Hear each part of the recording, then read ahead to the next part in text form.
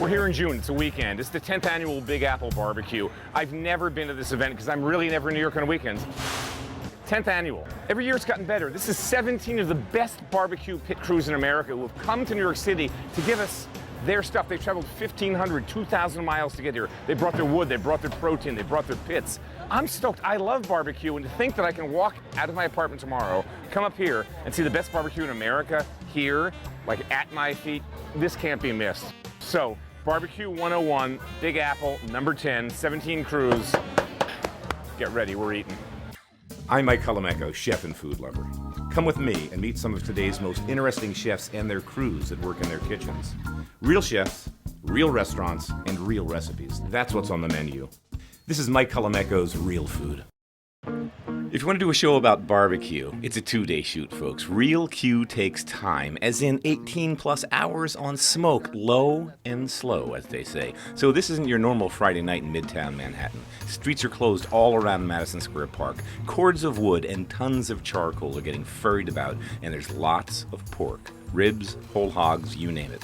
As the sun sets and the smoke rises, these crews that usually compete against each other, tonight, well, they're going to be partying together, staying up all night, and making sure that come 11 a.m. tomorrow, when the crowds arrive, lunch will be ready. My dad, Roosevelt, taught me how to cook a whole hog when I was 11. And we started roasting, and he finished teaching me the seasonings and everything. When I got a little older, about 17 years old, I really knew how to do everything by that point. Down where I'm from in South Carolina, we burn our own woods down. So we make what we call a burn barrel. We take a barrel and cut a doorway up top, cut a doorway on the bottom, and we stack the wood in on the rebar to hold it, and it burns up top. Charcoals come down, which are all natural. There's no processing, no drying, no nothing.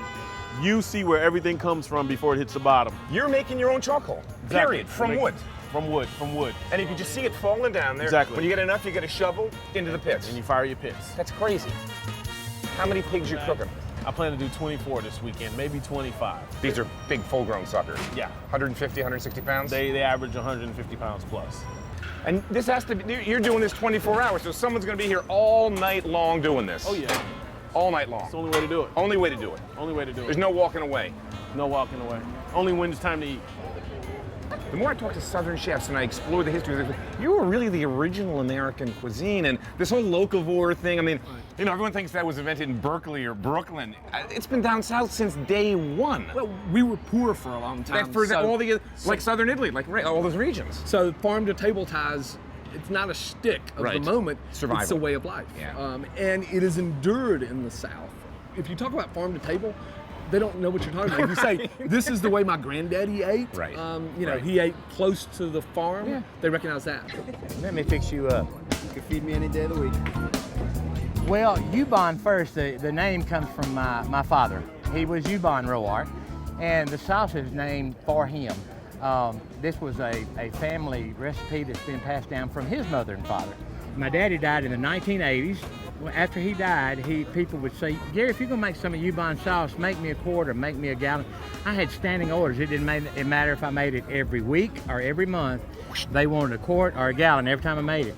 And if somebody rode by and saw smoke coming up, they'd stop and want to know, where's my sauce? So I had to cook in secret if I didn't want to make the sauce for everybody. So the sauce is what built the reputation. The sauce is what, it's the girl we brought to the dance. Works on chicken, works on pork, works on everything? Everything. You know, a lot of folks up here don't even recognize me if I don't have the straw hat on. You got the straw hat on, So we I have the recognize straw you. hat, so I'll be recognized. Gary Roark. When Danny Meyer opened Blue Smoke years back, it was the beginning of serious barbecue in New York City. But this being New York and everyone having an opinion, the barbecue purists said it wasn't really authentic because they did too many styles.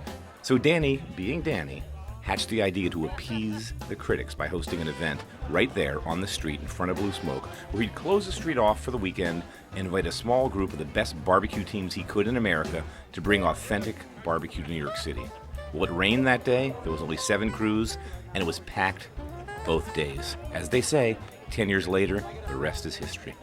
New York is such a melting pot, Yeah. but American regional cuisine wasn't really represented. Right.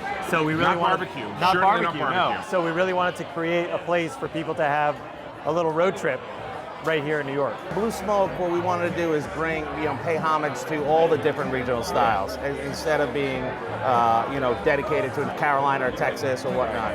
And then to give us some street credibility, we wanted to show people that we knew that we had done our research. Why don't we try and educate New Yorkers, at the same time pay homage to the great work and the tradition and the generations of people that have been doing this. We came up with this idea of a festival and bring the best of the best here to New York City. In the beginning, I had to convince them to come from Texas, come from Carolina, and this would be a good idea to cook barbecue on the streets of New York City. Now we come full circle 10 years later, people are knocking down my doors to try and get into the event.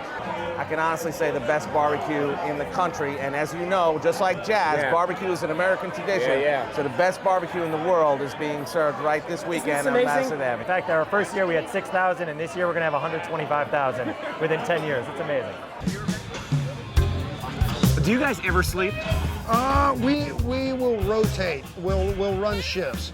We've got a crew that's going to work the day shift and serve all our barbecue, and then we've got a night shift that will sleep during the day and then stay up all night and fire these pits. Because all these pits have to be tended all night long. All night especially long. You're doing this. We had the guy around the corner that's just doing nothing but that. I mean, this is like you don't walk away. No. This isn't like set your oven for 2 1/4 and sleep for 6 hours. No, it's not. It's an every hour. Got to make sure that your temperature's right. I asked you if we could look, and you said no. The temperature's too sensitive. I can't lift the lid because then I'm going to lose an hour or two. She's sealed up.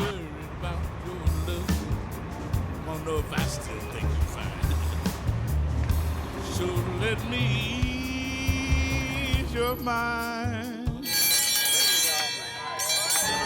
Rock and roll. Let's do it. 1, 2. All right.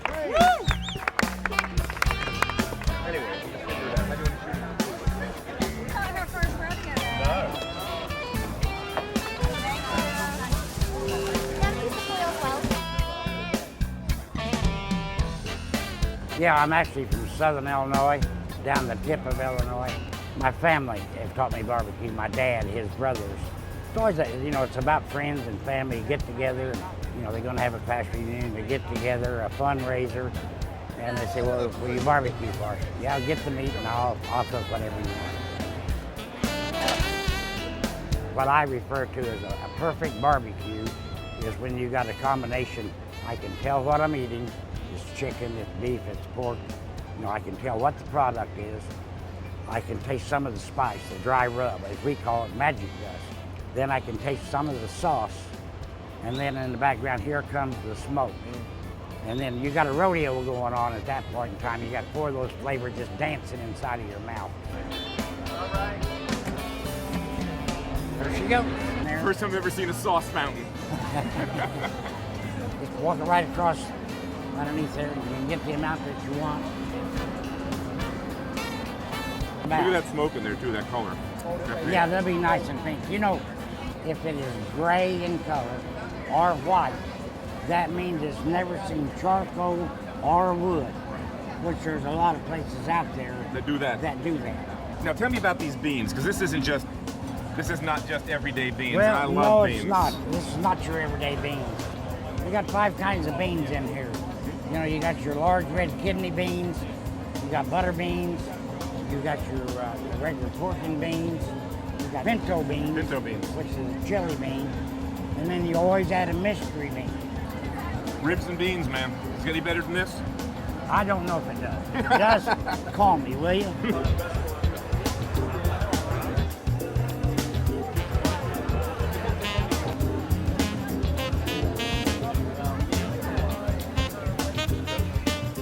You guys originally out of Birmingham, Alabama. Based in Birmingham, yes, Deep sir. South. Big tradition. Tell me about what you're doing. Everyone's doing one thing today. That's what they were asked. Yeah, Your exactly. one thing today is what? We're doing pork hot links and pimento cheese. Yeah, it's the hot links. It's an all pork sausage, kind of spicy, real traditional in the barbecue culture. The sausages get smoked in our smokers over hickory wood for about an hour to get, pick up a nice hickory flavor, and then we finish them off, crisp them up on top of the charcoal and wood fire. And pimento cheese down south is huge. It's like a cheddar cheese, mayonnaise, pimento, red pepper, like spread almost. You take that cheese with that sausage. It's like, you ever had caviar and a little creme fraiche. I think. Yeah, well, the rest of the world has caviar. The rednecks in the South, we got pimento cheese. That's what it is. And you're not serving it on a roll, you're serving it on what, crackers or something? Yeah, you take just a saltine cracker, you put a little of the cheese, some of the hot link, and then we put a serrano pepper and some of our barbecue sauce, and it's awesome. You got your link, you got your cheese spread. Oh, my jalapeno fell off. Oh well, I'll have to imagine it. It's really good. Needs the beer. Needs the jalapeno. Well, that's the best use for saltines I've had today. Madison Avenue is closed. It is a throng as far as you can see. Smoke rising up off the street. It's a zoo inside the park. It's a zoo. If you think you can sit on grass, you should have gotten here at 10:30 and reserved the space. 120, 130,000 people are going to feed here in 2 days. The best barbecue in America comes to Manhattan. How can this not be ridiculous?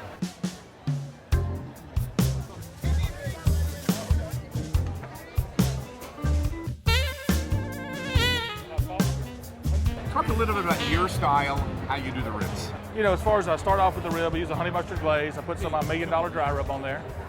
Same we use at Rack and Soul. Put the dry rub on there. That's the marinade. It goes overnight. We use dry heat. We start it out for about 2.5, 3 hours and get a good smoke in it and a good color. Then we'll wrap it in an aluminum foil. We put a little apple juice in there, a little brown sugar, a little other spices, turn it upside down, and then we go for our desired tenderness after that. And then our baste and glaze, we baste them, glaze, and we finish them over an open flame. Great. So you're in Manhattan, so people can eat, besides this one-day, one-off event down here, 109th and Broadway. Every day, right there, right off Broadway to 109th, open every day, and do a great business. It's wonderful. And originally you're from where? Because that's not an Upper West Side accent. Yeah, I'm a little bit further south in New York. I'm a little south of New York in Mississippi. Okay. Just south of Memphis. I specialize in anything that can't be done.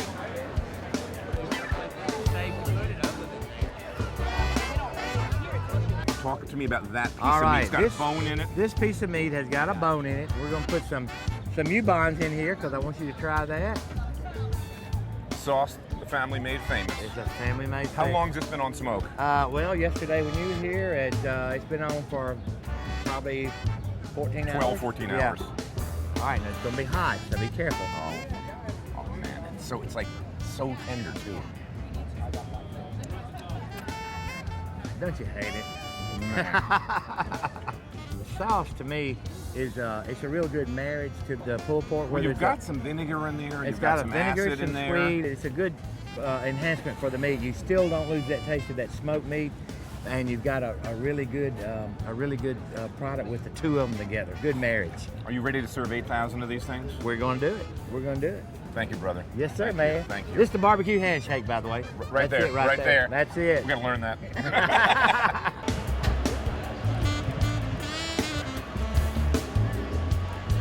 So you guys are the hog cook's daughter? Yeah, we started when I was in 1996, and I was 3 years old and she was 2. And my father, for as long as I can remember, has been cooking hogs. And we have grown up learning the trade.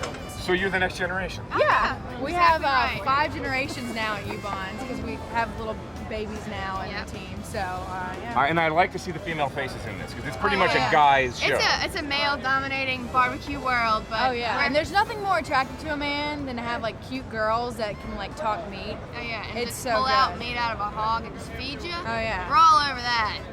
We got it down. You know that already, don't Oh you? yeah, We are we've like had many putty in marriage your hand. proposals. Many proposals from all over the world. Just because, yeah, I cook a whole hog. Really? Yeah, Do that's you want hot. to get married? That's hot. Yeah. You will find this is such a multi-generational event. I mean, it goes back several generations in the family. I mean, it's heritage. Barbecue is part of Southern culture, Southern heritage, and when you talk about the history behind it, there's an enormity to it. Pardon me, with Jennifer Cole, you do the editorial work for Southern Living. I do, I'm the features editor. And I loved the June piece 2012 because it was that whole barbecue thing. There were just so many great stories of these guys and gals whose passion is this thing and this is their life. You know, they're like you know, it's religion. It's religion, and I think it's really great because the piece really got to the camaraderie and the people behind the pits, which to me, I mean, the food's delicious. I don't want to miss the food, but the people are so enthralling. You know, it isn't just about the food, and I think that's what we really try to use as our formula with Southern Living. It is about place, it's about personality, it's about pride, tradition, taste, and our test kitchen, and how those ingredients all come together for our recipe and covering food. So you will see all of those elements and what you get in the barbecue content, both online, in the magazine, what you experience in walking at this venue with all the pitmasters. It's a really special experience. The food is only part of it, frankly. In that June feature from 2012, you had a lot of talent. Some of them are here today. There's this one cat who I want to meet, Chris Lilly. He's awesome. He's ridiculous. When did you first taste his barbecue? Oh my God, years ago. And I'll tell you, this man knows his way around a pig.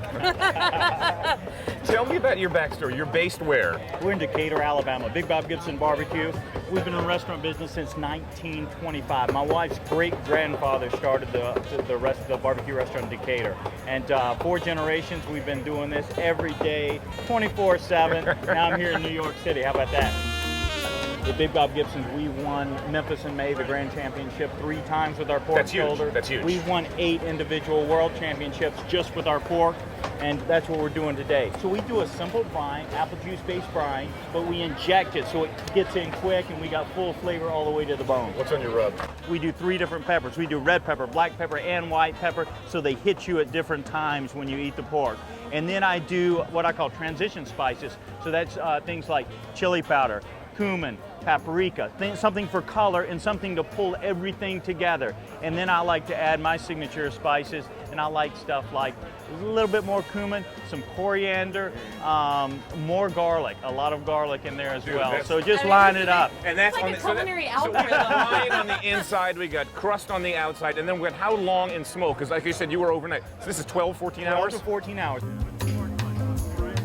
The key to barbecue is indirect cooking, low temperature. The low temperature, 225, you're not really, all you're trying to do is you're trying to take the collagen in the meat, turn it into gelatin. Turn it into gelatin, Yeah. and that happens at 160 degrees, and the longer you keep it at that, the better the meat's gonna be. I'm here with Big Bob Gibson, which is out of Decatur, Alabama. It's a legendary barbecue restaurant. 4 generations of people working in barbecue. Big Bob, like in the late 20s, basically started nailing planks to trees and serving barbecue to railway workers. And it grew into this, and 3-time world champion. Yeah, he's huge. He's a legend. Yeah, they let me cook with them sometimes. Which is crazy, because you're a Jewish guy that came out of comedy. I'm one of the leading Jews in barbecue. There's a lot. Don't laugh. There's a. There are a few of us. Excuse me. There's a ton. That's right. There are a few of us, and we basically all know each other. But barbecue's for everybody. Here we go, guys. That's what the bark looks like.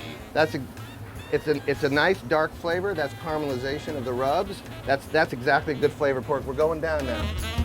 But here's the thing. You look out here, it's New York City, people get the idea it's barbecue, something happens inside their gut, they go nuts. And they'll wait in line like an hour and 15 minutes to have 4 ounces of a pulled pork sandwich, but it's from Alabama. No, it's the real thing. But it's the truth. The truth is they should wait an hour and a half for something that's this genuine that gets dropped on their doorstep. That's worth waiting an hour for. That's worth waiting an hour and a half for. I hope so. This, maybe a half a day. Awesome. This is unbelievable. How are we on swab? Well, I think what is true about the South is that there's always been a really close relationship between city and country, and the country is always where traditions are preserved, you know, food traditions especially. During that sort of mechanized food era in the mid-century, I mean, we embraced it whole hog, don't get me wrong, but there's still a lot of communities that never embraced it, and we're still like getting all their stuff locally and pickling and preserving and doing stuff like that. So the traditions, I think, you know, on balance in America, they were better preserved in the South than anywhere else. West Tennessee, we cook at 190 to 200, very constant temp for 24 hours, give or take. We don't want really to cook more than 26. We pull our meat, and in West Tennessee, North Mississippi, those areas, people will come to a whole hog restaurant, and they will specifically ask for cuts, different pieces of. Yeah, they want a sandwich. They'll say, I need belly meat and ham meat, or I need shoulder and ham, or I need some cheek meat, some ham meat, you know. And so I'm very authentic when it comes to my cooking. I'm very proud of how I learned to cook what I cook, and hopefully one day, it may take 10 years, it may take 20 years, but hopefully one day people will be showing up at Martin's Barbecue and say, you know what, man, I need some ham meat, some belly meat, if you don't mind. I appreciate it. Hey, I mean, I told them that. I'm serious. Slaw goes on the sandwich. No ifs, ands, or buts. It's our style. I believe that I was raised that slaw should be put on a barbecue sandwich, a pulled pork sandwich. Man, that's a classic Southern barbecue sandwich right there. That's Dixie. That's the South. All the way from Kansas to have New York barbecue.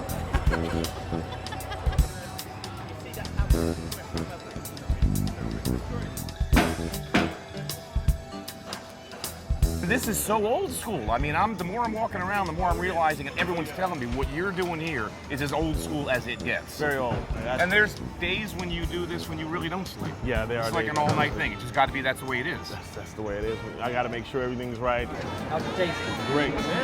So it's hands-on pretty much the whole time. You know, there's not a whole lot of chances to relax. Right, and this isn't baby back ribs. This is whole hog. So these suckers are cooking all day. All day.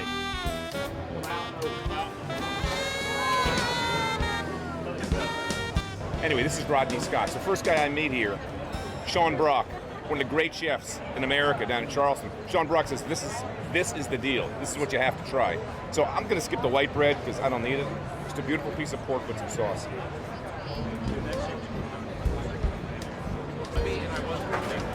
24 hours, 150-pound carcass split on all natural wood. This is an all natural thing. This is remarkable. I just saw Ed Levine from Serious Eats. You know, Ed's the old New York maven. Ed said this was transformative. That's a big word. That would be Ed. I'm just saying it's good. In fact, it's really freaking good. And these cracklings, don't make a habit of these. Are we done yet? Almost.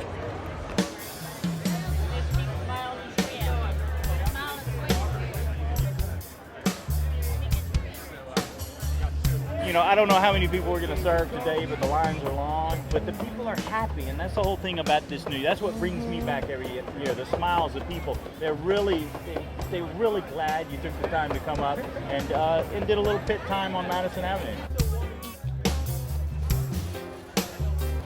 It's hard to explain to somebody how you can have this much fun and work your butt off.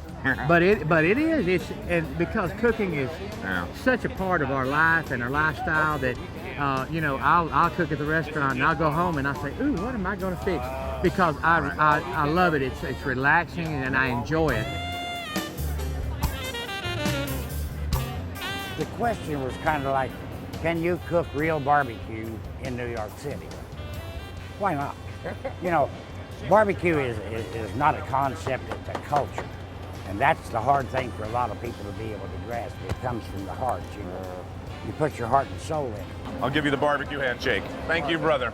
Right there, right there. Barbecue handshake. Thank you. Anytime, man. All right, one more time.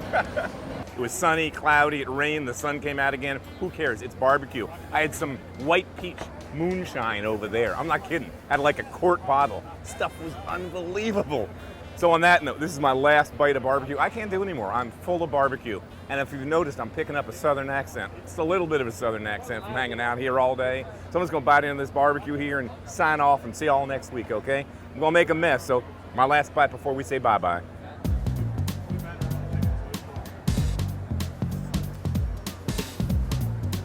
Yeah, you know that's good.